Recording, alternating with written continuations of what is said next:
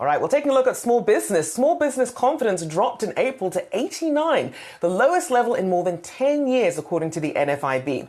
Owner pessimism driven by a looming recession and worker shortages. Now, American Express took a deeper dive with its first ever small business financial confidence report for a better understanding at broader influences weighing on smaller shops. I'm joined now by Anna Mars, Group President of Global Commercial Services and Credit Fraud Risk at American Express, alongside Yahoo Finance's own Diane King Hall in a Yahoo Finance exclusive interview. Thank you so much for joining us this morning. Congratulations on this report. Of course, thank you. So talk about this deeper dive that we get from Amex's new report versus what we would get from the NFIB. Okay, absolutely. Well, we all know small businesses are important, right? They provide about half of all the jobs in the U.S. economy. We see small businesses today as navigating kind of twin peaks. On the one hand, they're recovering from a pandemic, from supply chain issues. And on the other hand, they're preparing for a more uncertain macro environment. And so what we found in the first American Express Small Business Financial Confidence Report is a lack of financial confidence in small businesses. So we found that around 50% of small businesses feel truly confident when taking financial decisions. And that number falls even lower to the smallest of small businesses. Only 29% feel financially confident. And this has a real impact. In fact, 40% of the businesses in this study said that they didn't take growth opportunities on the back of a lack of financial confidence. So one of the things that may not have been pulled out in this, but it's top of mind right now, does it come up when you're talking to small businesses about the debt ceiling? Are they worried about the debt ceiling? Well, it's certainly in the news. We all see it in the news. American Express, we don't employ economists, but we all look at these reports and the news that's underway. There's no doubt that a shutdown of the U.S. government would be another shock on the U.S. economy, and there's yet another thing for small businesses to have to navigate. And so absolutely, it would play into something like the optimism report that Rochelle talked about at the start of the segment. Right.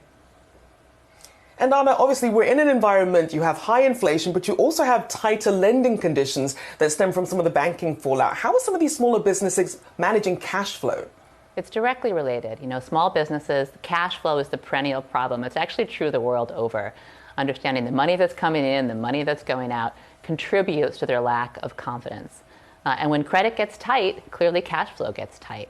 And so at American Express, that's been a big focus of us. How do we get small businesses to have more transparency into their cash flow?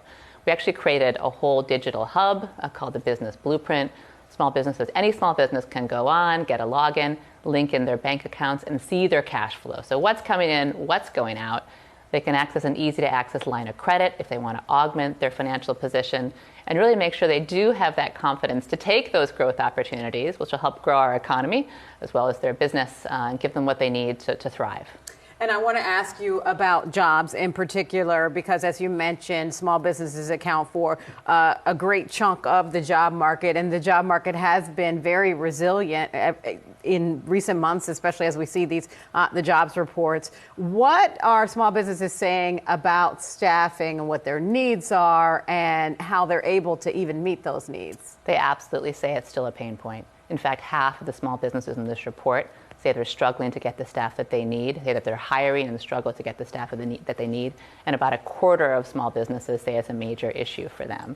And absolutely, it's another area of uncertainty. When you think about taking on those big projects, am I going to have the staff that I need to capture those growth opportunities? So it's absolutely a pain point. Okay. And Anna, building on that, because we know that AI is the buzzword, we're seeing it on the markets everywhere. If you're a small business and you're looking at this, as we look at how they're planning to deploy it, we saw in the study saving time, data security, customer service. What sort of support, though, do they need to actually bring that to fruition? And as we mentioned, to have the skilled workforce to be able to provide these services? Yeah, we would describe the findings in this report as small businesses are at least AI curious. I'd say that's how we describe it. 40% say they're already using AI in some way in their business. And I have to say that really surprised me. But then when we dug into it and what they're using AI for and what they're excited about, it's actually very typical with an entrepreneur's profile. So the number one use case they want to deploy is finding more customers. That's always the first thing a small business wants to do. So think marketing, thinking ad optimization. Then they want to use AI to better service their customers, so make it easier for customers to find what they need and do more business with them. And what I found was really interesting is many small businesses saw AI as possibly leveling the playing field. They see many of these tools as being much more widely available.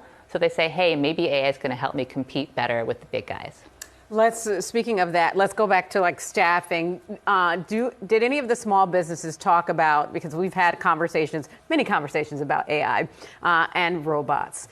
Do they expect to employ more automation in that respect and using literal robots to do some of the work that they need? You know, there was a really funny comment from a small business owner who talked about the next generation. So he has kids who are in the business. Yeah. He's hoping that AI helps make his kids smarter and maybe make up for the fact that they don't work as hard as he does. But he hadn't gotten fully to robots yet. He was looking for a way to enhance his staff base, which included his family members. I think the fact that small businesses are hiring, are struggling to hire what they need. They're no way in robot yet. They start with the customer always, and that's where they're focused on deploying AI. All right. Well, apart from you sort of banking on our kids to be the next generation to fix all of this for us, I do want to ask you, when you talk to some of these small business owners, what do they see as the top barriers to really growing their businesses right now? Well, small businesses are always focused on getting more customers. You know, I was looking back at this thing we have at American Express called Shop Small or Small Business Saturday. Hopefully you'll see the ads over the summer. You'll get out there and shop in the small businesses around the corner.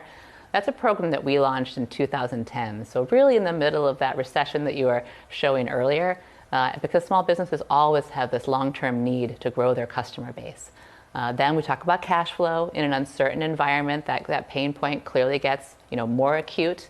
And really making sure that small businesses have those tools, even in a tighter credit environment, is really critical. Flexible, easy to access line of credit products. Of course, we also have a series of small business cards that many business owners use to run their business. And that's where we're going to stay focused to navigate whatever's ahead.